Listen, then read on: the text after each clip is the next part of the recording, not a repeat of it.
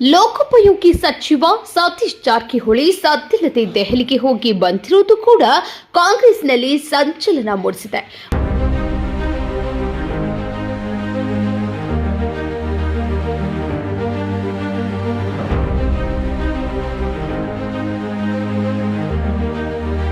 ಮಾಹಿತಿಗಳ ಪ್ರಕಾರ 2 ದಿನಗಳ ಹಿಂದೆ ಜಾರಕಿಹೊಳಿ ದೆಹಲಿಗೆ ಹೋಗಿ ಬಂದಿದ್ದಾರೆ.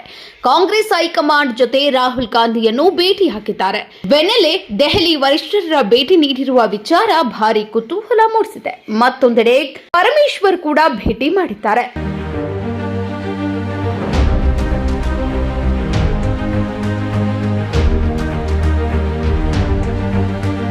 ಇನ್ನು ದೆಹಲಿ ಭೇಟಿ ಬಳಿಕ ಸಚಿವ ಸತೀಶ್ ಜಾರಕಿಹೊಳಿ ಸೈಲೆಂಟ್ ಆಗಿದ್ದಾರೆ.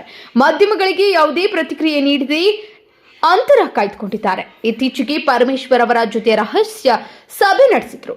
ಊಟದ ನೆಪದಲ್ಲಿ ತಮ್ಮ ಸರ್ಕಾರಿ ನಿವಾಸದಲ್ಲಿ ರಹಸ್ಯ ಸಮಾಲೋಚನೆ ನಡೆಸಿದ್ರು. ಇದರ ಬೆನ್ನಲ್ಲೇ ದಿಢೀರ್ ದೆಹಲಿಗೆ ತೆರಳಿದ್ರು.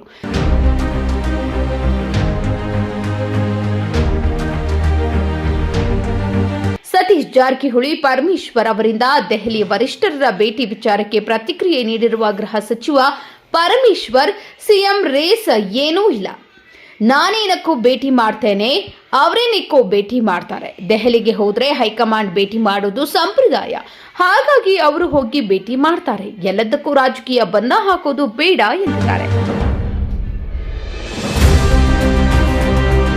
ಹೆಚ್ಚಿನ ಸುದ್ದಿಗಳಿಗಾಗಿ ನೋಡ್ತಾ ಇರಿ ಕನ್ನಡ 9 ನ್ಯೂಸ್.